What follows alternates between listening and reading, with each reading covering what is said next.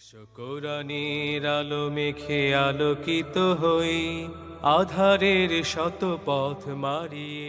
معين فهدى الله تعالى به من الضلالة وبصر به من الجهالة وكثر به بعد القلة ولم به بعد الشتات فصلوات الله وسلامه عليه وعلى آله الطيبين وأصحابه الغر الميامين ما اتصلت عين بنذر ووعت أذن بخبر وسلم تسليما كثيرا. أما بعد فيا عباد الله أوصيكم بنفسي وإياكم التقوى، فإن الله عز وجل قال: يا أيها الناس اتقوا ربكم الذي خلقكم من نفس واحدة وخلق منها زوجها وبث منهما رجالا كثيرا ونساء واتقوا الله الذي تساءلون به والأرحام إن الله كان عليكم رقيبا. وقال تعالى: يا أيها الذين آمنوا اتقوا الله حق تقاته ولا تموتن إلا وأنتم مسلمون. وقال تعالى: يا أيها الذين آمنوا اتقوا الله وقولوا قولا سديدا يصلح لكم أعمالكم ويغفر لكم ذنوبكم ومن يطع الله ورسوله فقد فاز فوزا عظيما. সম্মানিত মুসল্লিয়ান ইকরাম, খুতবার শুরুতে মহান আল্লাহ তাআলার দরবারে কালিমাতুশ শুকর আদায় করে আলহামদুলিল্লাহ। মহান আল্লাহ রব্বুল আলামিনের দরবারে আরও শুকরিয়া আদায় করি যে মহান আল্লাহ রব্বুল আলামিন আমাদেরকে মুসলিমের সন্তান হিসেবে কবুল করেছেন আলহামদুলিল্লাহ। আমাদেরকে ঈমানদার সমাজে বসবাস করার ব্যবস্থা করিয়ে দিয়েছেন আলহামদুলিল্লাহ। আমাদেরকে ঈমানের উপরে টিকে থাকার যতগুলো বিষয় আছে সবগুলো বিষয় বিনা পরিশ্রমে জানার এবং পালন করার সুযোগ আমাদেরকে দিয়েছেন আলহামদুলিল্লাহ। কারণ একজন মুমিনের জন্য এটার চাইতে বড় আর কোনো নিয়ামত আর নেই। তো সেজন্য সে মহান মনিবের দরবারে আমরা আবারও কালিমাতুশ শুকর আদায় করে আলহামদুলিল্লাহ। আমরা আজকে আলোচনা করব যে মানুষের জীবন, এটার নাম হচ্ছে পরীক্ষা। আল্লাহ তাআলা আমাদেরকে অস্তিত্ব দিয়েছেন, আবার অস্তিত্ব বিলীন করে দিবেন। উদ্দেশ্য হচ্ছে পরীক্ষা করা, মানে আমাদের অস্তিত্ব আসা এবং আমাদের অস্তিত্ব চলে যাওয়া, এটার একমাত্র উদ্দেশ্য হচ্ছে পরীক্ষা করে আল্লাহ তাআলা দেখবেন। যার কারণে অস্তিত্ব দিয়েছেন, যার কারণে আবার নিঃশেষ করে দিবেন। এরপরে পরীক্ষার রেজাল্টের ভিত্তিতে আমাদেরকে আবার পুনরায় জীবিত করে বিনিময়টা দিবেন। যার কারণে আল্লাহ তাআলা সূরা মুলুকের 2 নম্বর আয়াতে বলেছেন, আল্লাযী খালাকাল মাউত ওয়াল হায়াত লিয়াবলুয়াকুম আইয়ুকুম আহসানু আমালা। জীবন দিয়েছেন এবং মৃত্যুও দিয়েছেন শুধুমাত্র তিনি পরীক্ষা করে দেখতে চান কার আমলটা সুন্দর ছিল, কার আমলটা সুন্দর ছিল। এই সুন্দরের অর্থ হচ্ছে কার আমলটা সঠিক ছিল, কার আমলটা রাসূলুল্লাহর তরিকা অনুসারে ছিল, কার আমলটা কোরআন এবং সুন্নাহর মানদণ্ডে সঠিক ছিল। পরিমাণটা বেশ হতে পারে, কম হতে পারে, সেটা দেখার বিষয় না, কিন্তু দেখার উদ্দেশ্য হচ্ছে আমলটা সঠিক ছিল কিনা। তো সেজন্য আল্লাহ তাআলা জীবন দিয়েছেন, মৃত্যুও দিবেন, পরীক্ষা করে দেখবেন। এবং সূরা ইনসানের 2 আয়াতেও একই কথা বলেছেন যে ইন্না খালাকনাল ইনসান মিন নুতফাতিন আমশাজ। মিশ্রিত পানির ফোঁটা থেকে আল্লাহ তাআলা মানুষকে তৈরি করেছেন। কেন করেছেন? নাবতালিহি, আমি তাকে পরীক্ষা করে দেখতে চাই। তো সুতরাং মানুষের জন্ম হয়েছে এবং মানুষের মৃত্যুও হবে শুধুমাত্র পরীক্ষা দেওয়ার জন্য। এই জন্য এই দুনিয়াটা হচ্ছে একটা পরীক্ষাগার। এখানে যত আয়োজন আছে এবং যা কিছু হচ্ছে, যা কিছু এখানে মজুদ করে রাখা হয়েছে, এই সব কিছুই পরীক্ষার অংশ হিসাবে। আমরা যা পাচ্ছি অথবা যা পাচ্ছি না, সেটা আমাদের বাসস্থান হতে পারে, আমাদের সাথে প্রত্যক্ষ সম্পর্ক থাকতে পারে অথবা পরোক্ষ সম্পর্ক থাকতে পারে, অথবা সম্পর্ক নাও থাকতে পারে।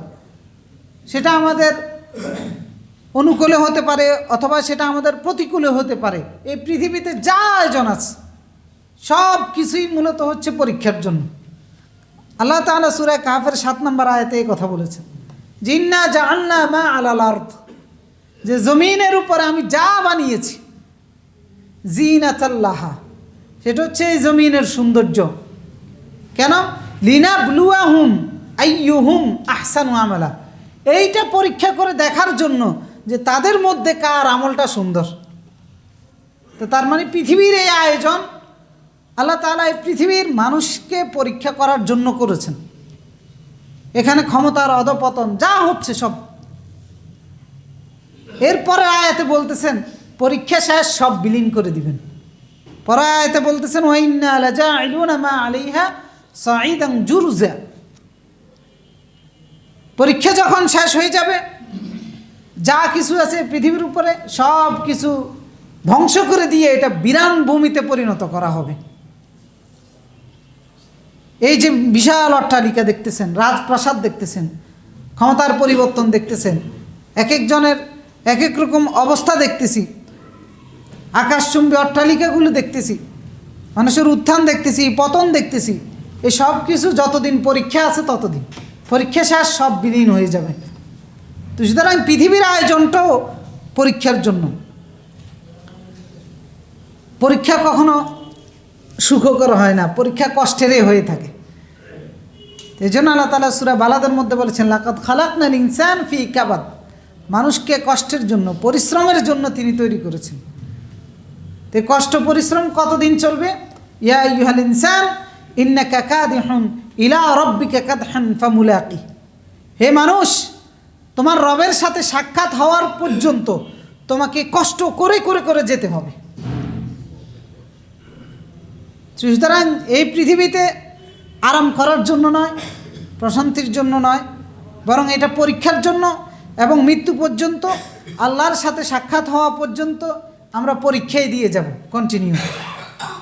তো এখন এই পরীক্ষার কারণটা কি বা কেন পরীক্ষা আমাদেরকে করা হচ্ছে আল্লাহ তাআলা সেটা একাধিক জায়গায় জানিয়েও দিয়েছেন।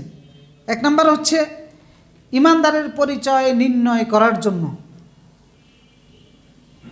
ইমানদারের পরিচয় শনাক্ত করার জন্য, কাফেরের পরিচয় না, কারণ কাফেরের পরিচয়ের দরকারই নাই। কারণ ইমানদার ইমানের মাধ্যমে আল্লাহর কাছে রেজিস্ট্রেশন করেছে পরীক্ষার্থী হিসাবে, আর একজন কাফের সে আল্লাহর কাছে রেজিস্ট্রেশনও করে নাই, এই জন্য তার পরীক্ষারও প্রয়োজন নাই। যেন আল্লাহ তাআলা কখনো বলেন নাই যে কাফেরকে তিনি পরীক্ষা করে দেখবেন, সব জায়গায় বলেছেন ইমানদারদেরকে। তারা আল্লাহর আদেশ নিষেধগুলো এই কারণে এসেছে ইমানদার সমাজের জন্য, এজন্য তিনি ইমানদার কারা এটা পরীক্ষা করে নেবেন, ইমানদারকে শনাক্ত করার জন্য আল্লাহ তাআলা পরীক্ষা করবেন। সূরা আনকাবুতের শুরুতে বলেছেন যে আলিফ লাম মিম আহাসিবান নাস আন ইউতরাকু আন ইয়াকুলু আমান্না ওয়া হুম লা ইফতানুন, যে মানুষ কি মনে করেছে, তারা কি মনে করেছে যে আমি ঈমান এনেছি এই কথা বললে ছেড়ে দেওয়া হবে, পরীক্ষা করে দেখা হবে না। সুতরাং ঈমানদারকে পরীক্ষা করা হবে, কাফেরকে নয়। যখন আমি দাবি করব যে আমি ঈমানদার, তখন আমাকে পরীক্ষা করে দেখা হবে। কি দেখা হবে? আমি ঈমানের দাবিতে সত্যবাদী কিনা, নাকি ঈমানের দাবিতে আমি মিথ্যুক, এটা পরীক্ষা করে নেবেন। ওয়ালাকাদ ফাতান্নাল্লাযীনা মিন ক্বাবলিহিম, আমাদের পূর্বে যারা ছিল তাদেরকেও আল্লাহ তাআলা পরীক্ষা করেছেন। ফালা ইয়া'লামান্নাল্লাহুল্লাযীনা সাদাকু ওয়া লা ইয়া'লামান্নাল কাযিবিন, এরপর আল্লাহ জেনে নিয়েছেন কারা সত্যবাদী ছিল আর কারা মিথ্যুক ছিল ঈমানের দাবিতে। এরপরে পরীক্ষা করার আরও কারণ উল্লেখ করেছেন, ঈমানদার এবং মুনাফিককে আলাদা করা, অর্থাৎ মুনাফিকদেরকে শনাক্ত করা। ঈমানদার সমাজে সবাই ঈমান দাবি করতে পারে, কিন্তু এখানে অনেক মুনাফিক আছে, সে মুনাফিকদেরকে আলাদা করার জন্য এখানে পরীক্ষা করা হচ্ছে, বিভিন্নভাবে করা হচ্ছে, সেগুলো আমরা উল্লেখ করব। কিন্তু ঈমানদার সমাজকে পরীক্ষা করা হয় ঈমানদার যাচাই করার জন্য এবং মুনাফিকদেরকে আলাদা করার জন্য। এই সূরা আনকাবুতের 9 নম্বর আয়াতে এসে আল্লাহ তাআলা বলতেছেন 11 নম্বর আয়াতে ওয়ালা ইয়া'লামান্নাল্লাহুল্লাযীনা আমানু, তিনি অবশ্যই জেনে নেবেন কারা ঈমানদার। ওয়ালা ইয়ালামান্নাল মুনাফিকিন, অবশ্যই অবশ্যই জেনে নেবেন কারা মুনাফিক। আল্লাহ রাব্বুল আলামিন কি গায়েবীভাবে জানেন না? জানেন, কিন্তু এটা প্র্যাকটিক্যাল দৃষ্টান্তের প্রয়োজন আছে, প্র্যাকটিক্যাল প্রমাণের প্রয়োজন আছে। কিয়ামতের দিন সেই প্রমাণটা উপস্থাপন করা হবে। কেউ অস্বীকার করলে, কেউ যদি মনে করে তার উপর জুলুম হয়ে গেছে সেটার জন্য, এই জন্য প্র্যাকটিক্যালভাবে ঘটনা এই পরীক্ষা ঘটবে। যদিও আল্লাহ জানেন কার ঈমান আছে কার ঈমান নাই, কিন্তু তারপরেও প্র্যাকটিক্যালভাবে দৃষ্টান্ত তৈরি হবে। তো সুতরাং মুনাফিকদেরকে আলাদা করার জন্য ঈমানদার সমাজ থেকে আল্লাহ তাআলা পরীক্ষা করে নেবেন। আর আল্লাহ তাআলা সূরা আলে ইমরানের 179 নম্বর আয়াতে বলেছেন, ঈমানদার সমাজকে এমনি ছেড়ে দিবেন না যে যারা ঈমানদার দাবি করবে, দাবি করলেই ঈমানদার হয়ে গেছে, এভাবে ছেড়ে দিবেন না, বরং এই সমাজ থেকে মুনাফিকগুলোকে আলাদা করবেন। বিভিন্ন ঘটনার পরিক্রমায়, বিভিন্ন আচরণে, কথাবার্তায়, নীতিতে, আদর্শে, চলাফেরায়, লেনদেনে মুনাফিকগুলো আলাদা হবে। কারণ মুনাফিকদের কর্মকাণ্ড আল্লাহ তাআলার কোরআন এবং রাসূলুল্লাহর সুন্নাহ স্পষ্টভাবে উল্লেখ করে দিয়েছে যে এই কাজগুলো মুনাফিকের। সুতরাং কোনো ঈমানদার সমাজের কোনো ব্যক্তি যদি ওই ধরনের কাজকর্মে লিপ্ত হয়, তার লিপ্ত হওয়ার মাধ্যমে সেই ঈমানদার সমাজ থেকে আলাদা হয়ে যায়। যেন আল্লাহ তাআলা বলছে ঈমানদার সমাজকে এমনি ছেড়ে দিবেন না। সূরা আলে ইমরানের 179 নম্বর আয়াতে যে ওয়ামা কানাল্লাহু লিয়াদারাল মুমিনিন আলা মা আনতুম আলাইহি, মদিনাতে ঈমানদার সমাজ মুনাফিক একাকার হয়ে মিশে আছে, এখনো আলাদা হয় নাই। আল্লাহ তাআলা এই আয়াত নাজিল করে বললেন ছেড়ে দিবেন না আলাদা করা ছাড়া, যে ওয়ামা কানাল্লাহু লিয়াদারাল মুমিনিন আলা মা আনতুম আলাইহি, যে মুমিনরা তোমরা যে অবস্থায় আছো আল্লাহ এই অবস্থায় তোমাদেরকে ছেড়ে দিবেন না। হাত্তা ইয়ামিজাল খাবিথা মিনাত তাইয়্যিব, ভালো মন্দ পার্থক্য করে দিবেন, অর্থাৎ ঈমানদার কারা আর বেঈমান কারা পার্থক্য করে দিবেন। এই আয়াতটা নাজিল হয়েছে উহুদের যুদ্ধের পরবর্তীতে, কারণ উহুদের যুদ্ধের ঘটনার কারণে কিছু মুসলমান ব্যথিত হয়েছে। তো পরে আল্লাহ তাআলা বললেন যে ঘটনা এই কারণেই ঘটেছে, যে এইখানে যে 370 জন মুনাফিক মুসলমানদের সাথে মিশেছিল, এখন উহুদের যুদ্ধের ঘটনা যদি না ঘটতো তাহলে এই 370 জন মুনাফিককে আলাদা করা সম্ভব ছিল? ছিল না। সুতরাং এরকম বিভিন্ন ঘটনার পরিপ্রেক্ষিতে আল্লাহ তাআলা ঈমানদার থেকে মুনাফিকগুলোকে আলাদা করে দিবেন। হ্যাঁ, আল্লাহ তাআলা গায়েবীভাবে জানেন, কিন্তু আল্লাহ তাআলার নীতি এটা নয় তিনি উকি দিয়ে আমাদেরকে জানিয়ে দিবেন, আকাশের ছিদ্র দিয়ে আমাদেরকে বলে দিবেন যে অমুক অমুক মুনাফিক। এটা আল্লাহর নীতি নয়। আল্লাহ তাআলা বলতেছেন এই আয়াতের মধ্যে যে হাত্তা ইয়ামিজাল খাবিথা মিনাত তাইয়্যিব ওয়া মা কানা আল্লাহু লিইউতলিআকুম আলাল গায়ব। এটা আল্লাহর নীতি নয় যে আল্লাহ উকি দিয়ে গায়েব থেকে জানিয়ে দিবেন যে কারা মুনাফিক, বরং কর্মকাণ্ডের মাধ্যমে আলাদা হবে বিভিন্ন পরিপ্রেক্ষিতে। মনে করেন আমাদের সমাজে প্রতিদিন আলাদা হচ্ছে বিভিন্ন কর্মকাণ্ডের মাধ্যমে। মনে করেন আজকের দিনে কারা আলাদা হয়েছে, যেমন আজকে যারা ফজরের নামাজ পড়ে নাই আলাদা হয়েছে কিনা ঈমানদারদের থেকে? আলাদা হয়ে গেছে।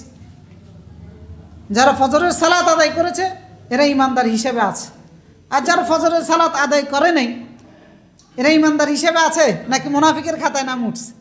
মুনাফিকের খাতায় নাম উঠছে। এইভাবে আমাদের লেনদেনের মাধ্যমে, আমাদের ওয়াদা এবং প্রতিশ্রুতিগুলির মাধ্যমে, আমাদের ব্যবসা বাণিজ্যের মাধ্যমে, আমাদের রাজনীতির মাধ্যমে, এবং আমাদের একজনের সাথে কথা দিয়ে আরেকজনের সাথে কথা রাখতেছি কিনা, আমাদের যে নীতিগুলো আছে সেই নীতিগুলোর মাধ্যমে, যে আদর্শ আমরা লালন করি ধারণ করি, সেগুলোর মাধ্যমে ঈমানদার সমাজ এবং মুনাফিক আলাদা হয়ে যাচ্ছে।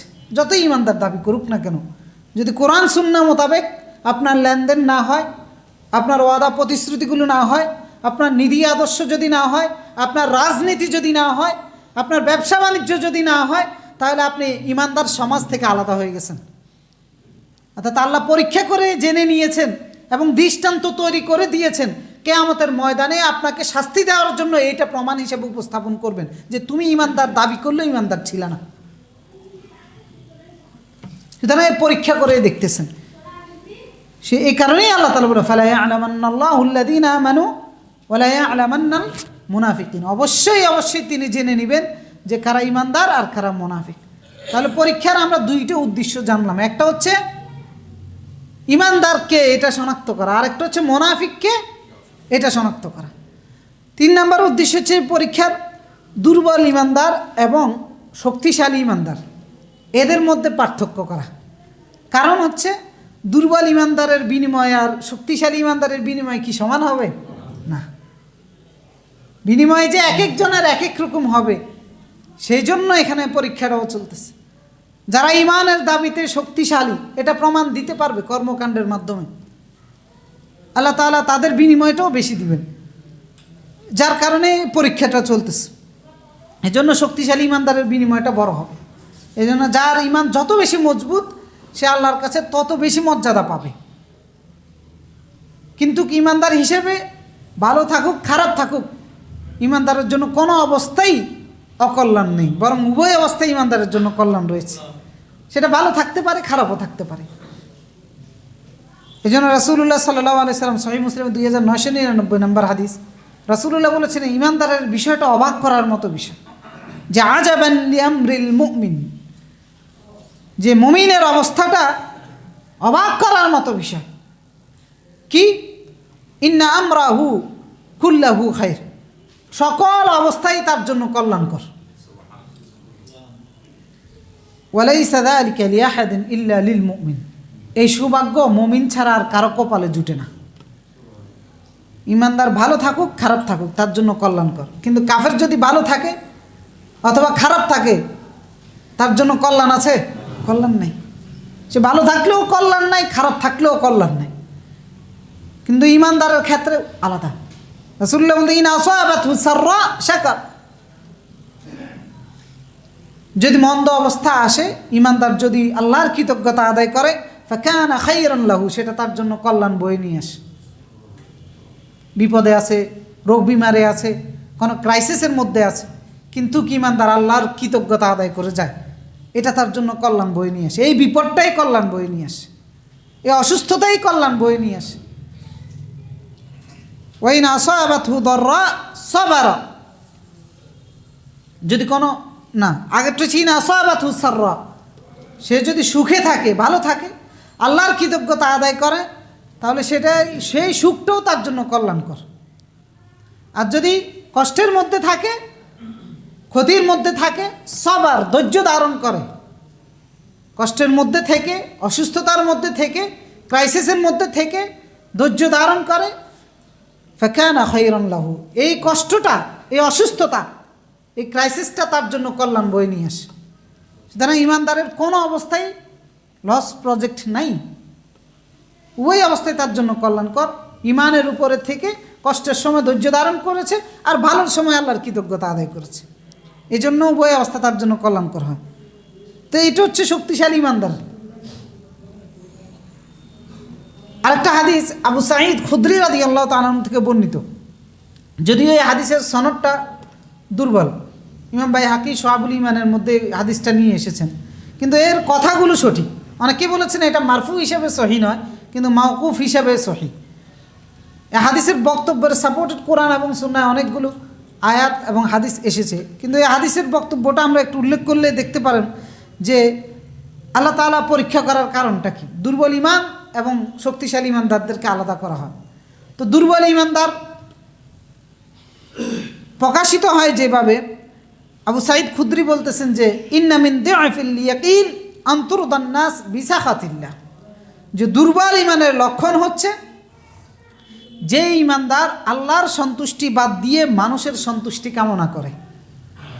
এরকম আছে কি না ইমানদার?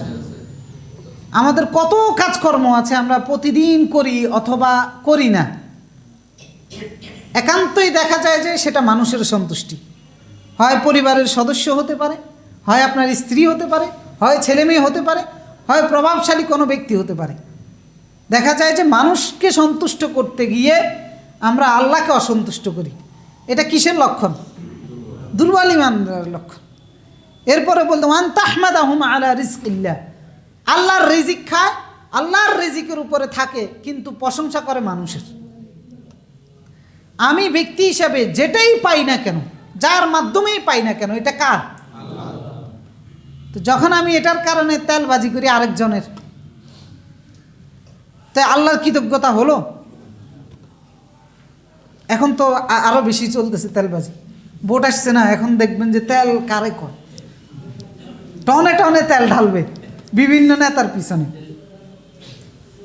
অথচ সে যেটা খাচ্ছে যেটা পাচ্ছে কার পক্ষ থেকে আসতেছে?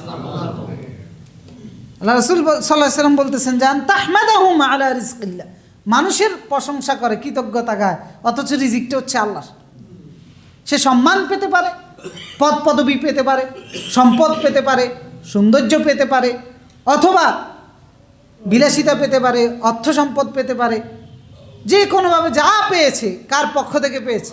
আল্লাহর পক্ষ থেকে পেয়েছে, কিন্তু প্রশংসা করে যাচ্ছে আল্লাহর বান্দার। তো তিনি বলতেছে দুর্বল ইমানদারের লক্ষণ, ইমানের দুর্বলতার কারণে আল্লাহর প্রাপ্ত রিজিক পেয়েও আল্লাহর প্রশংসা করতে পারতেছে না। ওয়ান তাদাম্মাহুম আলা মা লাম ইউতিকাল্লাহ, আল্লাহর পক্ষ থেকে যেটা পায় নাই অথবা আল্লাহ তাকে যেটা দেয় নাই এটার জন্য আল্লাহকে দোষারোপ করে, এটা দুর্বল ইমানদারের লক্ষণ। সুতরাং কোনো অপ্রাপ্তির জন্য আমি যদি আল্লাহকে দোষারোপ করি সেক্ষেত্রে আমার ইমানের দুর্বলতা ফুটে উঠে। ইন্না রিজকাল্লাহ লা ইয়াজুরুহু হিরসা হারিস। এরপর রাসূলুল্লাহ বলতেছেন যে বাস্তবতা হচ্ছে যে আল্লাহর রিজিক কোনো লোভীর লোভের কারণে আসে না। কোনো লোভী লোভ করলে, আকাঙ্ক্ষা করলে, ইচ্ছা করলে আল্লাহর রিজিক কোনো আসে না। ওয়ালা ইয়ারুদ্দুহু কুরহা কারিহিম, অথবা কোনো নিন্দুকের নিন্দার কারণে, অপছন্দকারীর অপছন্দের কারণে আল্লাহর রিজিক আটকেও থাকে না। কারো বেশি তেলবাজি করার কারণে রিজিক পাচ্ছেন, এটাও কখনো হবে না। আবার কারোকে অপছন্দ করার কারণে আপনার রিজিক আটকে আছে, এটাও কখনো হবে না। যা আসবে কার পক্ষ থেকে? যা আসবে না কার পক্ষ থেকে? আল্লাহর পক্ষ থেকে। তো সুতরাং প্রাপ্তি অপ্রাপ্তি উভয় অবস্থায় কৃতজ্ঞ থাকতে হবে কার কাছে? আল্লাহর কাছে। উভয় অবস্থায় প্রশংসা কার করতে হবে? আল্লাহর করতে হবে। সুতরাং এই যে নীতিমালা, এই যে কর্মকাণ্ড, এটার মাধ্যমে আমাদের ইমানের পরীক্ষা হচ্ছে, আমাদের ইমানের দুর্বলতা এবং শক্তিমত্তা এটাও পরীক্ষা হচ্ছে। কারণ কিছু মানুষ ইমানদার দাবি করে মুনাফিক হয়ে আছে, কিছু মানুষ নিজেকে অনেক ভালো মুমিন দাবি করে দুর্বল ইমানের অধিকারী হয়েও আছে। এই সমস্ত বিষয়গুলো পরীক্ষার মাধ্যমে ক্লিয়ার হয়ে যাচ্ছে, আল্লাহর কাছে প্রমাণ তৈরি হচ্ছে। আবার কিছু মানুষ তাদের জীবনের সাথে সংগঠিত ঘটনাগুলোর মাধ্যমে শক্তিশালী ইমানদার হিসেবে আল্লাহর দরবার উপস্থাপিত হচ্ছে। যেমন এই কাতারে আছে সবার উপরে কারা? নবী এবং রাসূলগণ। সবার উপরে কারা? কারণ তাদের জীবনে পরীক্ষাটা সবার চাইতে বেশি ছিল, এই জন্য তারা ইমানের মর্তবায় সবার উপরেও আছে। তাদের ইমানটা বেশি মজবুত ছিল, যার কারণে আল্লাহ রাব্বুল আলামিন তাদেরকে পরীক্ষাটাও বেশি করেছেন। আবু সাঈদ আল খুদরি, সাদ ইবনে আবি ওয়াক্কাস রাদিয়াল্লাহু তাআলা আনহু, তিনি রাসূলুল্লাহকে জিজ্ঞাসা করেছিলেন যে ইয়া রাসূলুল্লাহ আইয়ুন নাস আশাদ্দু বালান, যে কোন মানুষকে সবচেয়ে বেশি বালা মুসিবত দিয়ে পরীক্ষা করা হয়েছে? তখন রাসূলুল্লাহ বললেন যে আল আম্বিয়া। কারা তারা? নবীরা। এরপরে বলতেছেন সুম্মাল আমসাল ফাল আমসাল, এরপরে নবীদের পরবর্তীতে, নবীদের পরে যারা নেককারের স্তরে ছিল তাদেরকে, এরপরে যারা নেককারের স্তরে ছিল তাদেরকে, এরপরে ফায়ুবতালার রাজুল আলা হাসবি দীনিহি, এরপর প্রত্যেকটা মানুষকে তার দিনদারির উপর ভিত্তি করে পরীক্ষা করা হয়। তো সুতরাং আমাদের ইমানের মান কতটুকু আছে, আমাদের দিনদারিত্ব কতটুকু আছে, আমরা ইসলাম কতটুকু অনুসরণ করি, আমরা আল্লাহ এবং তার রাসূলের আদেশ নিষেধ কতটুকু মানি, এগুলোর ভিত্তিতে আমাদেরকে পরীক্ষা করা হচ্ছে। আর সেই পরীক্ষার মাধ্যমে আমাদের বিনিময় আল্লাহর কাছে নির্ধারিত হচ্ছে। এরপরে আরেকটা কারণ হচ্ছে পরীক্ষার, সেটা হচ্ছে যে আল্লাহ তাআলা কাউকে স্পেশাল মর্যাদা দিতে চান, সেই কারণে পরীক্ষা করেন। একটা হচ্ছে সাধারণ নিয়মে চলে যাচ্ছে, আর একটা হচ্ছে কাউকে স্পেশালভাবে আলাদা মর্যাদা দিতে চান, এ কারণে তার পরীক্ষাটা আলাদাভাবেও করেন। এখানে তার সাথে কিছু বিচিত্র ঘটনা আরও বেশি ঘটে, তার সাথে আনকমন কিছু ঘটে, অনাকাঙ্ক্ষিত কিছু ঘটে, দেখা যায় যে সেটার মাধ্যমে আল্লাহ তাআলা তাকে আরও বেশি মর্যাদা দিতে চান। যেমন উদাহরণস্বরূপ যদি বলি, অসংখ্য আল্লাহর বান্দা পাবেন যারা আল্লাহর দ্বীনের উপরে আছে, দিবারাত্রি আল্লাহর আদেশ নিষেধ পালন করে যায়, আল্লাহর আদেশ নিষেধ কখনোই অমান্য করে না, এবং সমাজেরও সর্বশ্রেণীর মানুষের কাছে আল্লাহর প্রিয় বান্দা হিসেবে, নেককার হিসেবে স্বীকৃত।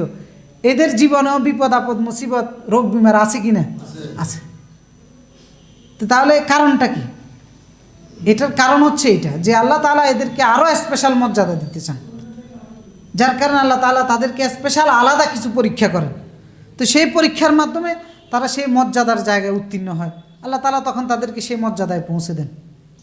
রাসূলুল্লাহ সাল্লাল্লাহু আলাইহি সাল্লাম বলেছেন, ইন্না আযমাল জাযা মা আযমিল বালা, যত বড় পরীক্ষা তত বড় পুরস্কার। ওয়া ইন্নাল্লাহা ইযা আহাব্বা কওমান, যখন আল্লাহ কোনো কওমকে বেশি ভালোবাসেন, ইবতালাহুম, আল্লাহ তখন তাদেরকে পরীক্ষা করেন। ফামান রাদিয়া ফালাহুর রিদা, আল্লাহর ওই পরীক্ষায় যে সন্তুষ্ট হয়, আল্লাহর সন্তুষ্টি তার জন্য লিপিবদ্ধ হয়ে যায়। তো সেই পরীক্ষাটা কিভাবে হয়? সেটা শারীরিক বিপদ আপদ মুসিবতের মাধ্যমে হতে পারে, ভালো মানুষ তারপরেও বিপদ আপদ মুসিবত যায় না, অর্থনৈতিক ক্রাইসিসের মাধ্যমে হতে পারে, অথবা ছেলে মেয়ের কোনো বিপদ আপদ, ছেলে মেয়ে হচ্ছে অথবা হয় না, অথবা ছেলে মেয়ে হয়েছে কথা শুনে না, ছেলে মেয়ের দ্বারা আরও বেশি নাজেহাল হচ্ছে, এইরকম ঘটনা জীবনে ঘটে কি না?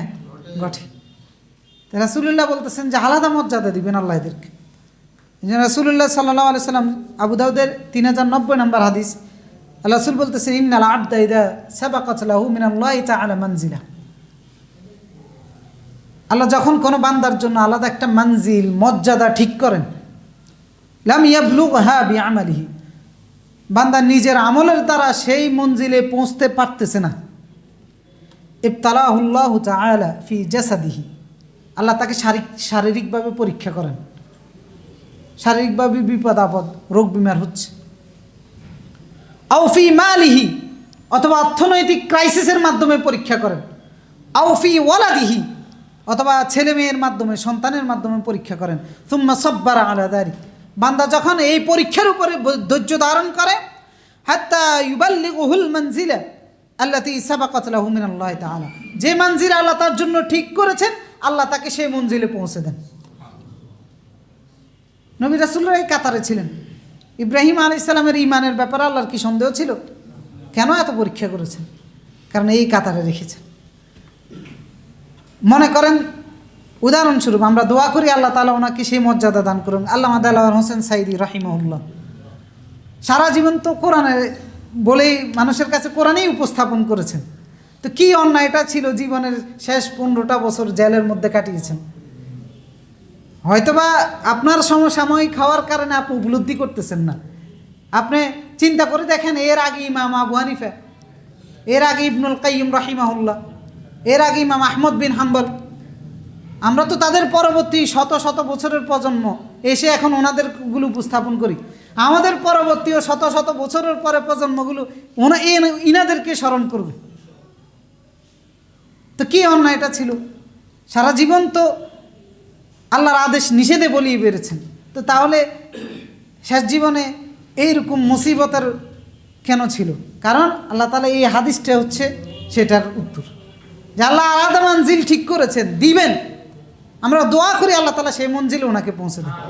এভাবে আরও অনেকেরই হচ্ছে, হয়তো উনি পরিচিত হওয়ার কারণে। আবার অনেকেই আছে অগোচরে কোনো পাড়ায়, কোনো কিনারায়, অথবা কোনো দেখা যায় কুঠিরে বসবাস করে, হয়তো আমরা চিনি, হয়তো বা চিনিও না। এরকম আল্লাহর অসংখ্য বান্দা পৃথিবীর আনাচে কোনাচে বিভিন্নভাবে তার সাথে জীবনে ঘটে যাওয়া বিষয়গুলো, বালা মুসিবত যা আছে, এগুলোর মাধ্যমে সে পরীক্ষা দিচ্ছে। এই পরীক্ষায় যখন ধৈর্য ধারণ করে, আল্লাহ তার মর্যাদা বাড়িয়ে দিচ্ছে। সুতরাং 4টা ক্যাটাগরিতে আমাদের পরীক্ষা কারণ হচ্ছে। একটা হচ্ছে ইমানদার নির্ণয় করা হচ্ছে, হ্যাঁ ইমানদার ঠিক আছে। আরেকটা হচ্ছে মুনাফিক আলাদা করা হচ্ছে। আরেকটা হচ্ছে হ্যাঁ ইমানদার ঠিক আছে, ইমানটা শক্তিশালী নাকি দুর্বল জানা হচ্ছে। আরেকটা হচ্ছে হ্যাঁ ইমানদারও ঠিক আছে, ইমানও শক্তিশালী আছে, কিন্তু স্পেশাল মর্যাদা সে কিয়ামতের ময়দানে পাবে। সেজন্য আল্লাহ তাআলা তাকে আলাদা পরীক্ষা করে সে মর্যাদাগুলো দিচ্ছে। তো এখন এই পরীক্ষার কারণে বিভিন্ন ঘটনা আমাদের সাথে জীবনে ঘটতেছে, বিভিন্ন রকমের ঘটনা ঘটতেছে।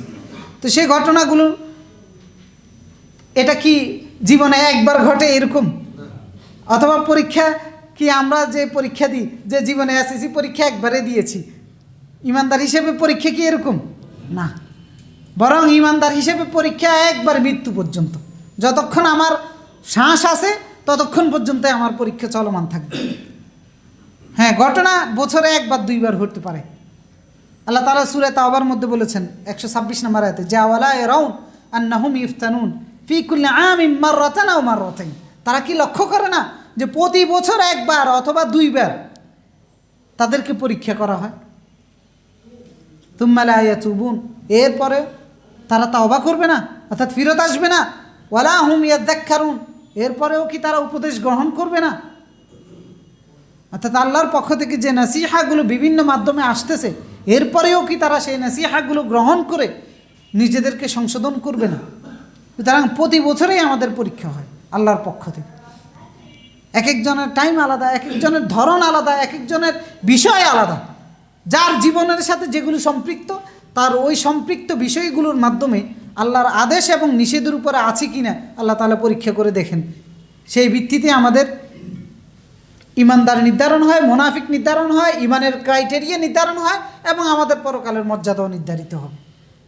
সুতরাং প্রথম হচ্ছে আমাদের আমলের পরীক্ষা হয়, আমাদের আমলগুলো সুন্দর হচ্ছে কিনা, যেটা আল্লাহ তাআলা বলেছেন সূরা মুলুকের মধ্যে, আইয়ুকুম আহসানু আমালা। কারণ এর পূর্ববর্তীদেরকেও একই ক্যাটাগরিতে আল্লাহ তাআলা পরীক্ষা করেছেন। এরপরে আমরা আল্লাহর আদেশ নিষেধ পালন করতে গিয়ে ধৈর্য ধারণ করি কিনা আল্লাহ তাআলা পরীক্ষা করে দেখেন। আল্লাহর আদেশ পালন করার জন্য ধৈর্যের প্রয়োজন হয় কিনা আল্লাহর আদেশ পালন করতে গিয়ে। অর্থনৈতিক ক্রাইসিসের মধ্যে আছেন, এখন সুদ ছাড়া ইনকামের আর কোনো পথই দেখতেছেন না, ধৈর্যের প্রয়োজন আছে কিনা সুদ থেকে বিরত থাকার জন্য। ঘুষের সুযোগ পাচ্ছেন, সেই ঘুষ থেকে বিরত থাকার জন্য ধৈর্যের প্রয়োজন আছে কিনা। জেনা করার অবারিত সুযোগ, কিন্তু তারপরেও নিজেকে সংযত করে রেখে দিয়েছেন, ধৈর্যের প্রয়োজন আছে কিনা। মিথ্যার আশ্রয় নেওয়া, আমানতের খেয়ানত করা, এরপরে আরও যত কর্ম আমরা সম্পাদিত করি, এই সবগুলোর মধ্যে অনিয়ম করার নানান সুযোগ আমাদের হাতে অনুকূলে আছে, কিন্তু সেগুলো থেকে বিরত থাকার জন্য ধৈর্যের প্রয়োজন আছে কিনা আল্লাহ সেই ধৈর্য পরীক্ষা করে দেখেন এক একজনের ক্ষেত্রে এক। এই জন্য আল্লাহ তাআলা বলেছেন, আম হাসিবতুম আন তাদখুলুল জান্নাহ, তোমরা কি মনে করেছো এমনিই জান্নাতে চলে যাবা। ওয়ালাম্মা ইয়াতি আম হাসিবতুম আন তাদ ওয়ালাম্মা ইয়ালামিল্লাহুল্লাযীনা জাহাদু মিনকুম ওয়া ইয়ালামাস সাবিরিন, যে আল্লাহ অবশ্যই তোমাদের থেকে জেনে নেবেন কারা আল্লাহর রাস্তায় থাকার জন্য প্রচেষ্টা চালিয়েছে আর কারা ধৈর্যশীল ছিল। ধৈর্য ধারণ করে আল্লাহর আদেশের উপরে, আল্লাহর নিষেধের উপরে ছিলাম কিনা আল্লাহ তাআলা সেই ধৈর্যের পরীক্ষা আমাদের থেকে নিয়ে যাবে। নবী এবং রাসূলদেরকে নিয়েছেন, বালা মুসিবতের মধ্যে থেকে আল্লাহর শুকরিয়া আদায় করেছেন। আইয়ুব আলাইহিস সালাম ছিলেন, মুসা আলাইহিস সালাম ছিলেন, মুহাম্মদ সাল্লাল্লাহু আলাইহি ওয়াসাল্লাম ছিলেন।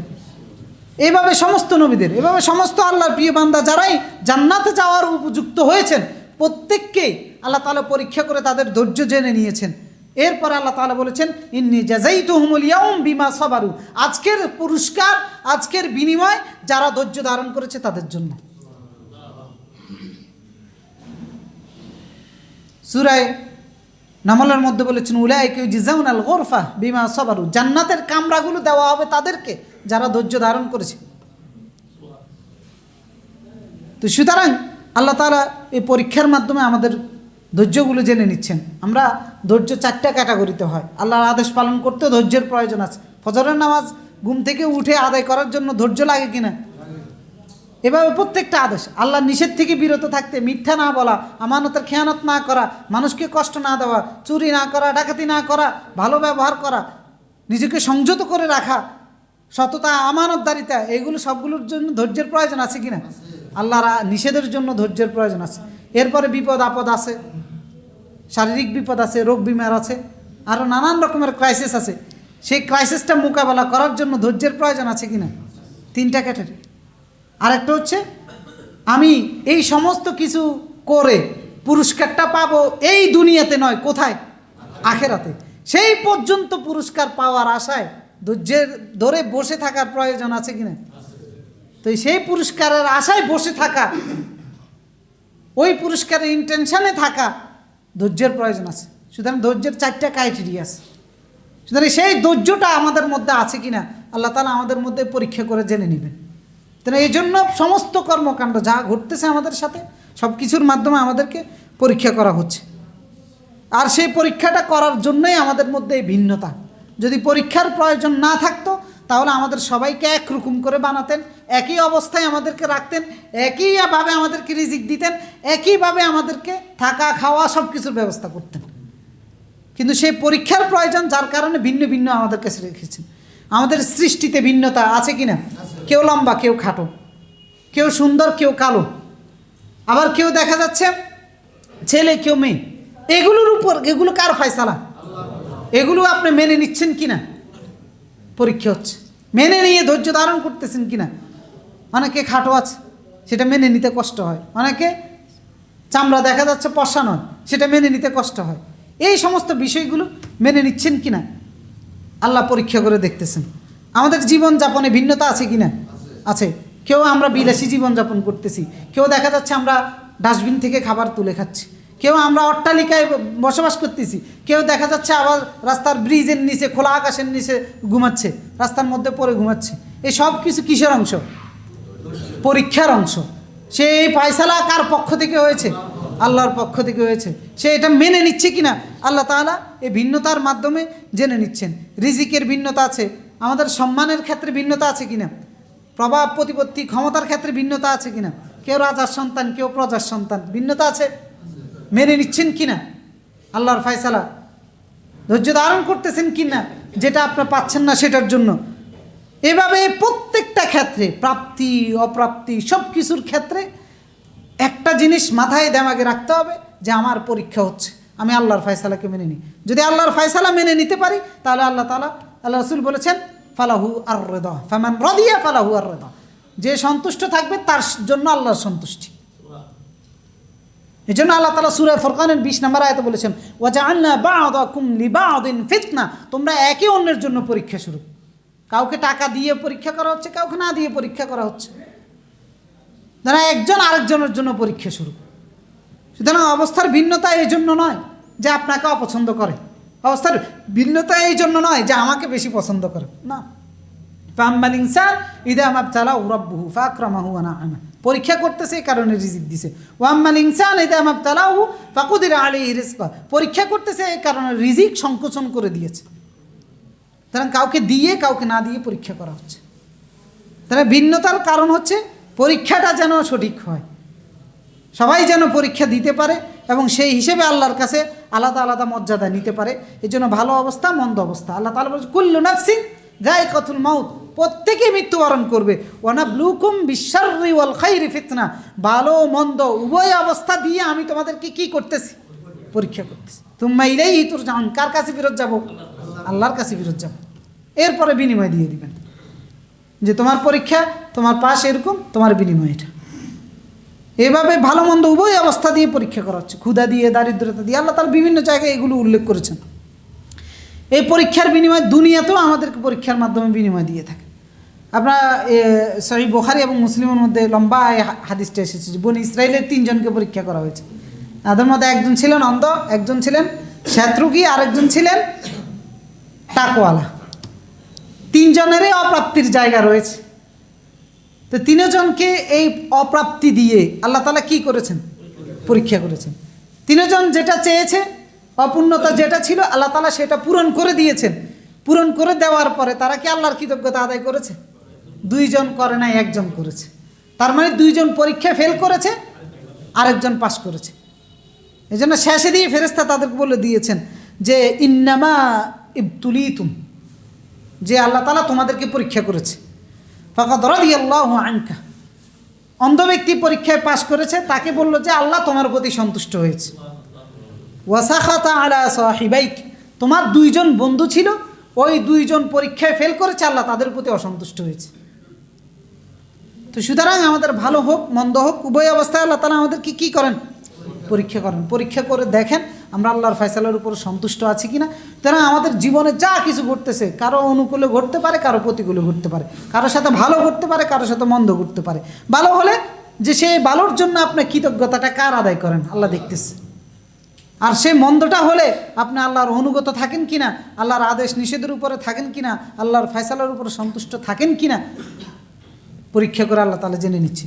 সুতরাং আমাদের জীবনের নাম কি? পরীক্ষা। অস্তিত্ব দিয়েছেন পরীক্ষার জন্য, আবার মৃত্যুও হবে আমাদের পরীক্ষার জন্যই। এই জন্য আল্লাহ তাআলা শুরুতে বলেছেন আল্লাযী খালাকাল মাউত ওয়াল হায়াত লিয়াবলুয়াকুম আইয়ুকুম আহসানু আমালা। পরীক্ষা করে দেখবেন কার আমলটা সুন্দর ছিল। যেন দুনিয়ার জীবন এটা আমোদ প্রমোদের জায়গা নয়, বরং এটা পরীক্ষার একটা জায়গা। এখানে আমরা পরীক্ষা দিতে এসেছি আমাদের কর্মকাণ্ডের মাধ্যমে, হাতের নাগালে যা কিছু করতেছি এই সমস্ত কর্মকাণ্ডের মাধ্যমে। তো এইগুলো করার ক্ষেত্রে সাবধান থাকা, কোনো কিছু যেন আল্লাহর আদেশের বাইরে না যায়, কোনো কিছু যেন আল্লাহর নিষেধের বাইরে না যায়। তবে আমরা একজন পরীক্ষার্থী হিসেবে আল্লাহর দরবারে সফল পরীক্ষার্থী হিসেবে নিজকে আল্লাহর কাছে উপস্থাপন করতে পারবো। সুতরাং এই বাস্তবতা বুঝে আমরা আমাদের ঈমান এবং আমল যেন ঠিক করে করতে পারি, আল্লাহ তাআলা সেই তৌফিক আমাদের সকলকে দান করুন। আকুলু কওলি হাদা ওয়াস্তাগফিরুল্লাহাল আযীম লি ওয়া লাকুম ফাস্তাগফিরুহু ইয়াগফির লাকুম ইন্নাহু হুয়াল গফুরুর রহিম।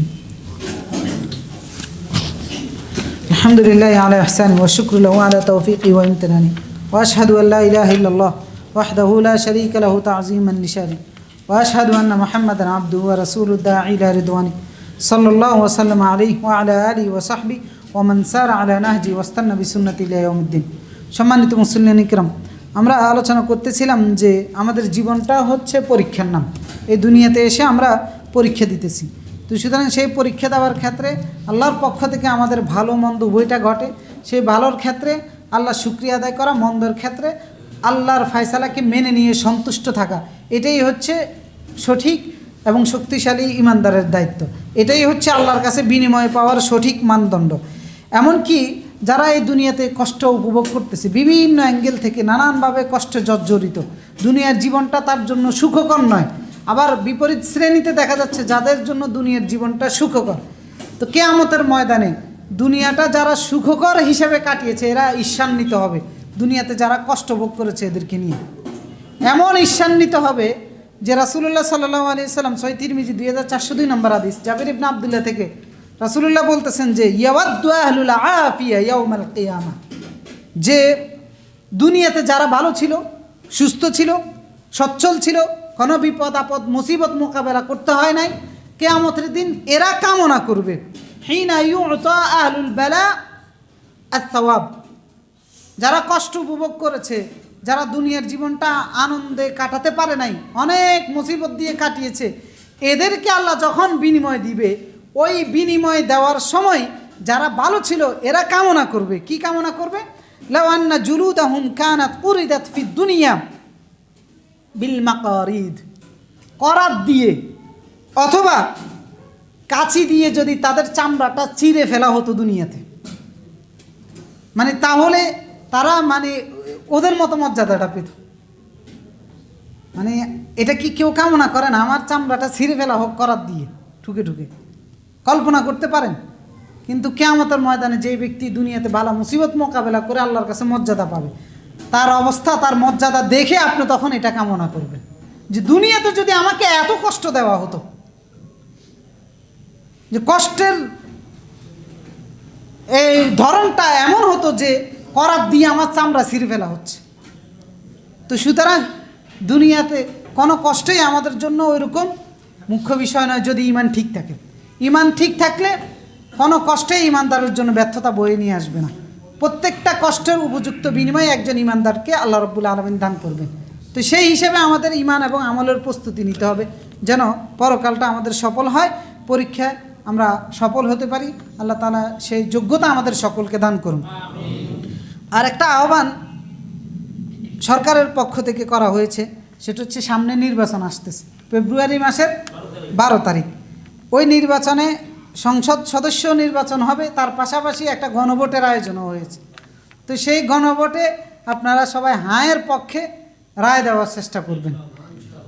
হ্যাঁ, যারা পতিত হয়েছে তাদের অত্যাচার জুলুমের জন্য যে শুধু হায়ের পক্ষে, বিষয়টা এমন নয়। এখানে হ্যাঁ, আমরা মুমিন হিসেবে, মুসলিম হিসাবে, ইসলামিক স্কলার হিসেবে অনেকগুলো বিষয়ের ক্ষেত্রে আমাদের আপত্তি আছে, অনেকগুলো বিষয় আছে যেগুলো আমাদের মন মতো না। কিন্তু ওভারঅলভাবে এখানে যতগুলো সিদ্ধান্ত আছে সেই সিদ্ধান্তগুলো দেশের জন্য ভালো এবং তুলনামূলকভাবে মুসলিমদের জন্যও ভালো। তো সেই হিসাবে গণভোটের মধ্যে যে সিদ্ধান্তগুলো আমাদের সামনে রাখা হয়েছে, ওই সিদ্ধান্তগুলো যদি আমরা হায়ের পক্ষে দিই, সেটা আমাদের দেশের জন্য কল্যাণকর হবে এবং আমাদের ভবিষ্যতের জন্য কল্যাণকর হবে, আমার দেশের নিরাপত্তা এবং মানুষের নিরাপত্তার জন্য কল্যাণকর হবে। তো সুতরাং সেটাকে সামনে রেখে আপনারা আগামী নির্বাচনে হাঁয়ের পক্ষে, গণভোটের ক্ষেত্রে হাঁয়ের পক্ষে আপনাদের মূল্যবান রায়টা দিবেন। আর ইনশাআল্লাহ আমরা আগামী জুমায় এ বিষয়ের উপর আরও বিস্তারিত আলোচনা করব ইনশাআল্লাহ। তো আজকে যে আলোচনা করেছি সেই আলোচনার ভিত্তিতে আমরা আমাদের ঈমান এবং আমল সাজানোর চেষ্টা করব। আল্লাহ তাআলা আমাদেরকে সেই তৌফিক